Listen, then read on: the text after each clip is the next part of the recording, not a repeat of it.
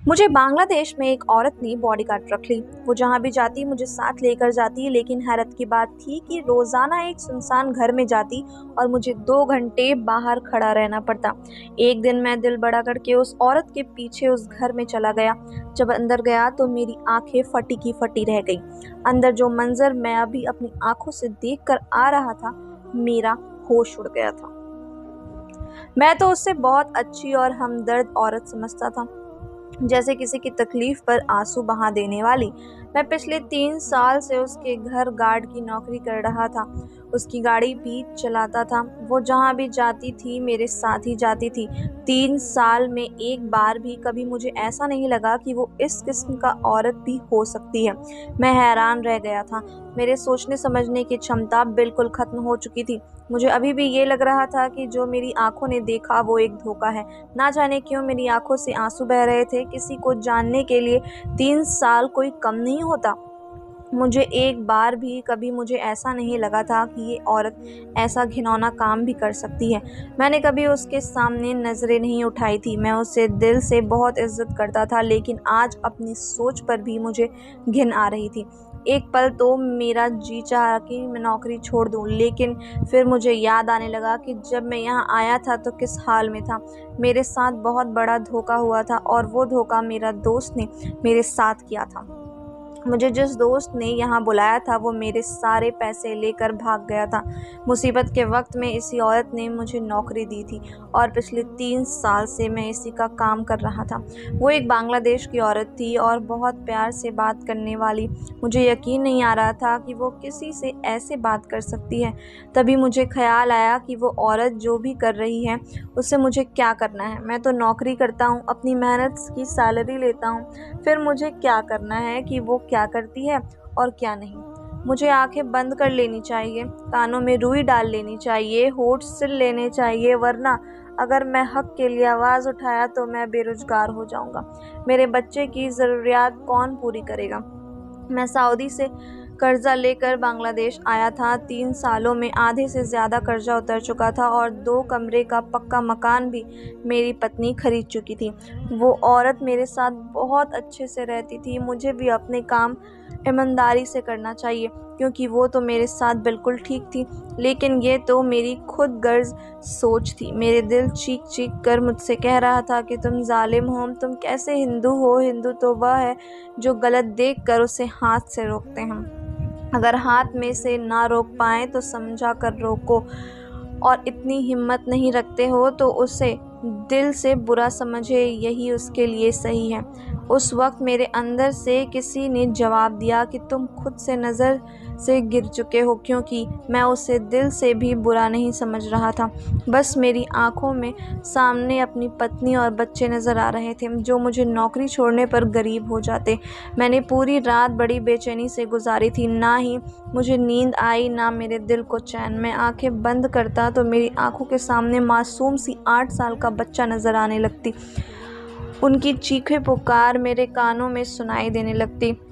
मेरा दिल तड़प जाता। वह एक हैरान कर देने वाला मंजर था जो मैंने सुनसान से मकान में देखा था। 3 साल से मेरी मैडम रोज़ाना वहाँ जाती थी और मुझे बाहर खड़ी करती थी और कहती थी 2 घंटे बाद वापस आऊँगी। खबरदार जो तुम मेरे पीछे आई। ये शब्द तो वो तभी कहती जब वो शॉपिंग करने जाती, जब मुझे गाड़ी के पास खड़ा करके जाती और कहती कि अभी शॉपिंग करके आती हूँ। लेकिन मुझे इसका एहसास होता कि इतना सारा सामान कैसे उठाएंगी, इसलिए मैं उनके पीछे चला जाता और उनके शॉपिंग बैग खुद उठाने लगता, क्योंकि वो मेरी मालकिन थे।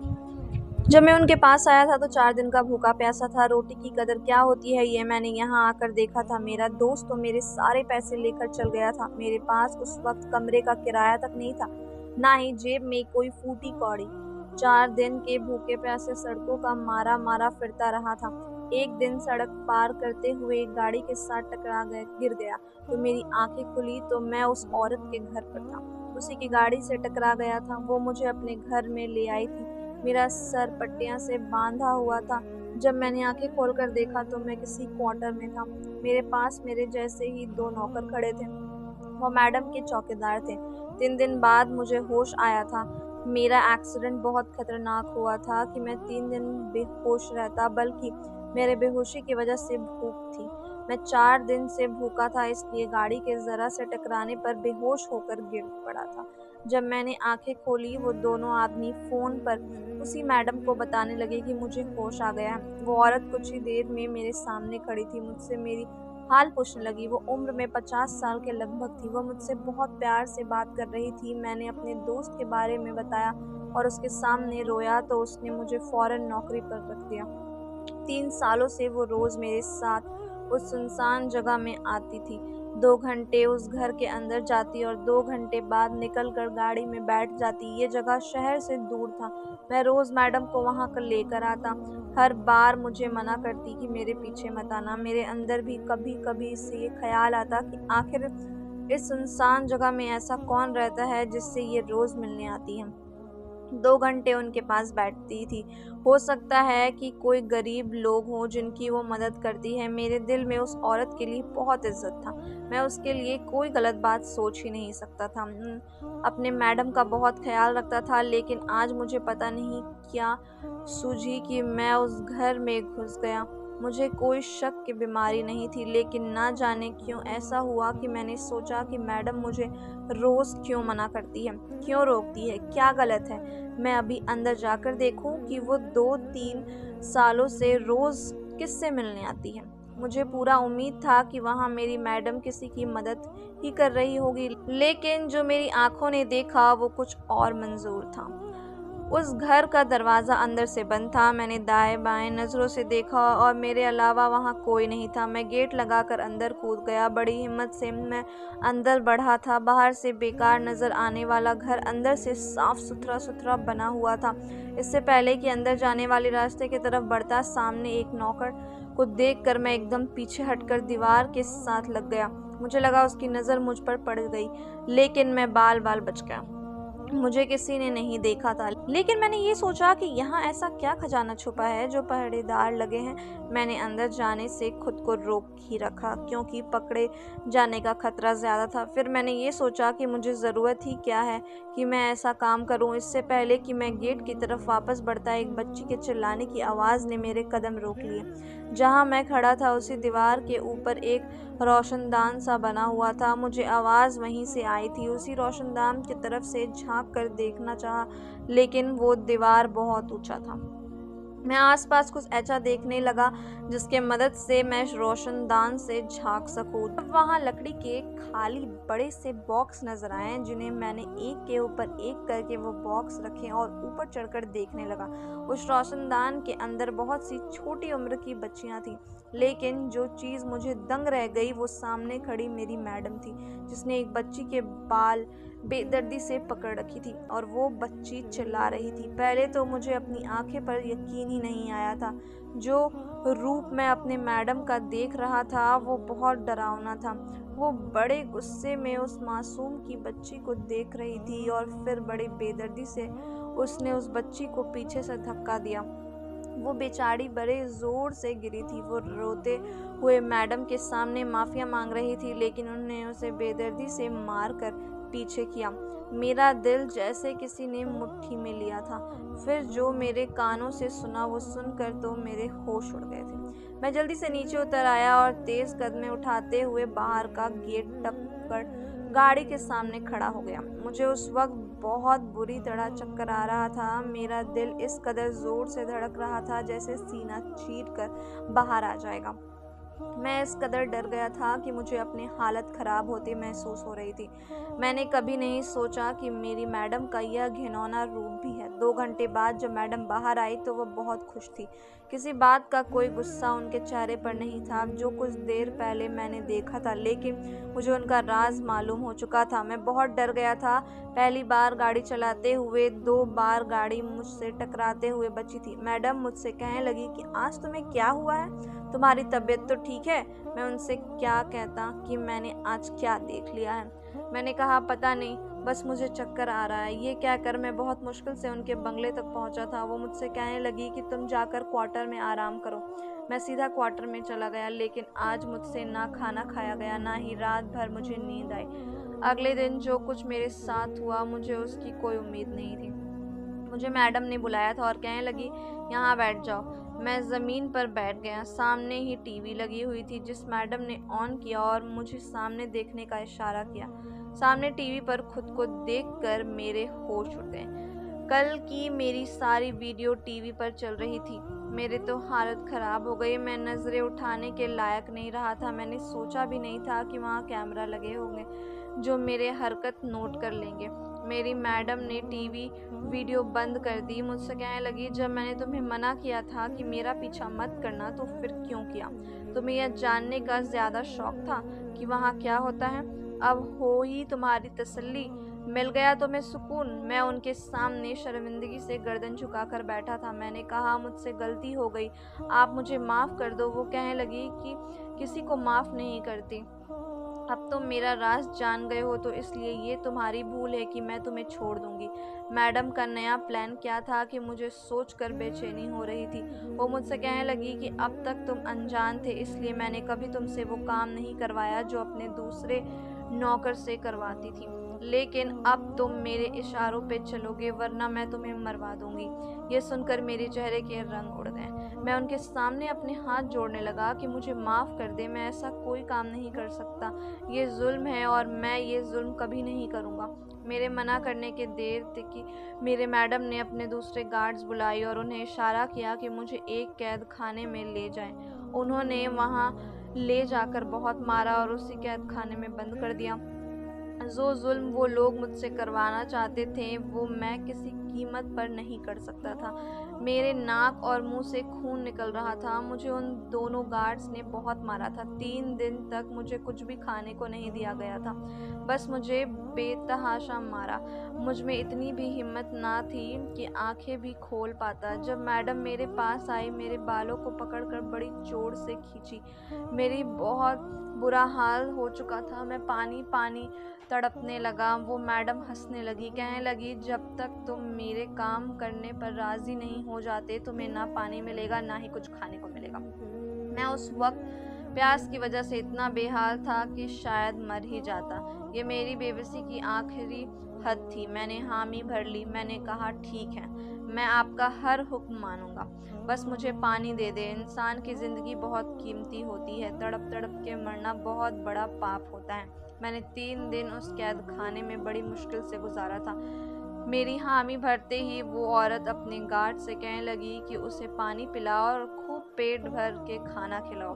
कुछ ही देर में मेरे सामने पानी और चावल की प्लेट रख दी गई। मैं मुर्दा हालत में लेटा हुआ था, लेकिन खाने की खुशबू सूंघकर मैंने हिम्मत करके उठकर बैठ गया।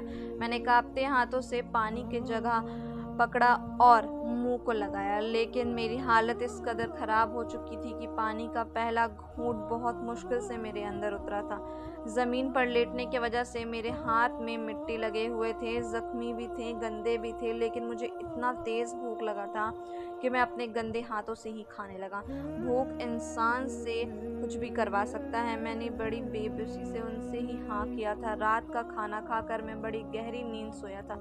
सुबह मुझे उस कैद खाने से निकाला गया। मैंने नहा धोकर कपड़े पहने। मेरे शरीर अब भी दर्द से चूर थे। मैं किसी हारे हुए खिलाड़ी की तरह उस मैडम के सामने पर झुका खड़ा था जिसकी लाठी उसकी भैंस वाली कहानी थी। वो मुझसे कहने लगी कि अगर तुम मेरी बात पहले ही मान लेते तो कैद खाने में नहीं जाने सड़ते। अब जाओ और तुम वही काम करो जो तुम्हें मेरे नौकर बताएंगे। मैं वहाँ से बाहर निकल गया। इस बार गाड़ी मैडम का कोई और ड्राइवर चला रहा था। मुझे उस सुनसान जगह के उसी घर में ले गया। मुझे अंदर जाने का कहा गया। मैं गाड़ी से उतरकर उस घर में दाखिल हुआ। वहाँ से सिक्योरिटी गार्ड ने मुझे उस कमरे में भेज दिया जहाँ वो बच्चियाँ कैद की गई थी। जब मैं वहाँ पहुँचा तो वो बच्ची मुझे देखकर डर गई। उनकी आंखों में अपने लिए डर देखकर मैं समझ गया था कि उनके साथ यहाँ किस किस्म का जुल्म हो रहा था। लेकिन मैं कौन सा उनका दोस्त बनकर आया था? मुझे भी उन पर बेरहम बनने का हुक्म दिया गया था। मुझे वहाँ से एक बच्ची को लेकर जाना था। अब मैं उन सबके चेहरे को देखने लगा कि किस लड़की के साथ इतना बड़ा जुल्म करूं। सब बच्चियां बहुत मासूम थे। मेरा दिल तड़प रहा था। सऊदी में मेरी बच्ची भी इन बच्चियों की उम्र की थी। मैं फैसला नहीं कर पा रहा था कि किस लड़की को इस जुल्म के लिए ले जाऊं। यह फैसला मेरे लिए बहुत मुश्किल था क्योंकि मैं जालिम नहीं था। हाँ, बेबस और मजबूरी ज़रूर था। मेरा पासपोर्ट और सारे डॉक्यूमेंट उस औरत के पास थे और अगर मैं उनकी बात ना मानता तो मैं मारा जाता। मैंने अपनी आंखें ज़ोर से बंद की और उन लड़कियों के पास गया। बंद आंखों से ही मैंने एक लड़की का हाथ पकड़ा और उसे बाहर ले गया। कुछ कमरे छोड़कर एक कमरा मौजूद था। मैं उस लड़की को वहां लेके आया। वो बेचारी तड़प तड़प कर रो रही थी। कह रही थी, अंकल मुझे छोड़ दो, मेरे साथ ऐसा मत करो, मैंने तुम्हारा क्या बिगाड़ा है। मेरे हाथों की पकड़ धीमी पड़ गई। वो सच कह रही थी, उस मासूम ने तो मेरा कुछ भी नहीं बिगाड़ा था, लेकिन अगर मैं ये जुल्म ना करता तो मेरे साथ बुरा व्यवहार किया जाता। मैं भी मजबूर था, लेकिन उस बच्ची की शिकायत सुनकर तो मेरी हालत बिगड़ने लगी। वो बिल्कुल मासूम थी, ना जाने क्यों यहाँ लाई गई थी, यहाँ कैसे पहुंची थी, क्या कुछ उस बेचारे पर गुजर हो चुका था जो आज होने जा रहा था। उसके बाद तो शायद वो मर ही जाती। मैं उस कमरे में लेकर गया जहाँ डॉक्टर्स मौजूद थे। उस कमरे को ऑपरेशन थिएटर बनाया गया था। वहाँ डॉक्टर्स और सर्जन मौजूद थे। वो लोग बच्चियों के गुद्दे निकाल कर बेचा करते थे, जिसकी वजह से बहुत सारी बच्ची मर जाती थी। उसके गुद्दे बहुत महंगे दामों में बेचते थे। उस दिन भी रोशनदान से मैंने यही सुना था। यह एक बहुत बड़ा जुल्म था जो मैं नहीं कर सकता था, लेकिन मुझे इस बात के लिए मजबूर किया गया। डॉक्टर ने मुझे कहा कि मैं उस लड़की को बेड पर लेटा दूं। मैंने आज्ञा के पालन की थी। वो बच्ची बुरी तरह से चिल्ला रही थी। मैं भी अंदर से मायूस हो गया, लेकिन डॉक्टर शायद बेदिल थे। उन्होंने उस बच्ची को बेहोश का टीका लगाया और कुछ ही देर बाद वो बच्ची बेहोश हो गई। मुझे उस कमरे से बाहर जाने को कहा गया। मैं बेजान कदमों से बाहर आ गया। मेरी आंखों के सामने अपनी नजरें आने वाली बेटी याद आ गई। मेरी आंखों के आंसू बहने लगे। क्या पैसा ही सब कुछ है जिसकी वजह से डॉक्टर्स भी अपना ईमान बेचने को तैयार हैं?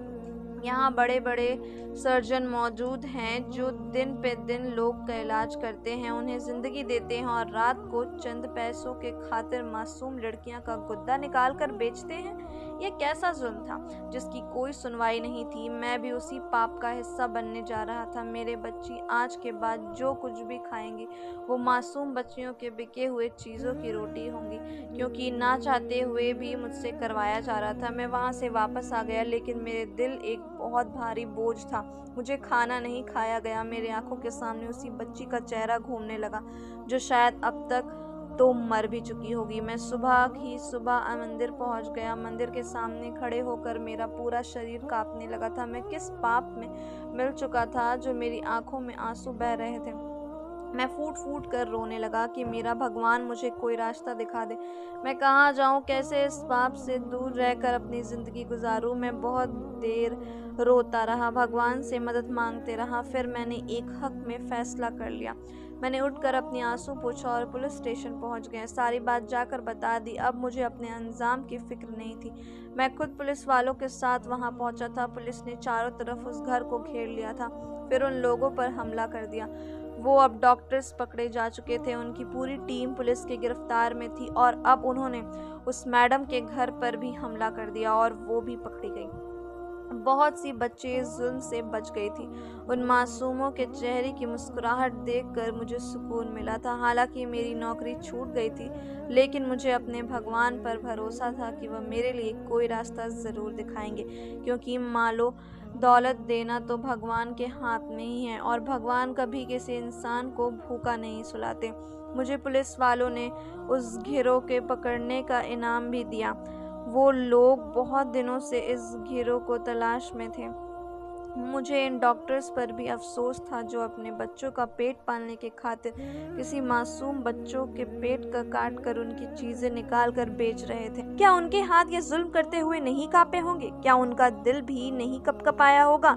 क्या ये उनके नज़र से सही था, या शायद इंसान ये समझ बैठता है कि उनके इस काम से वो किसी के जवाब देने होंगे। भगवान उन्हें कभी माफ़ नहीं करेगा, क्योंकि किसी की तकलीफ आसमानों को चीरती हुई ऊपर जाती है और इंसान ये नहीं सोचता है कि उनके किए की सज़ा एक ना एक दिन ज़रूर मिलती है।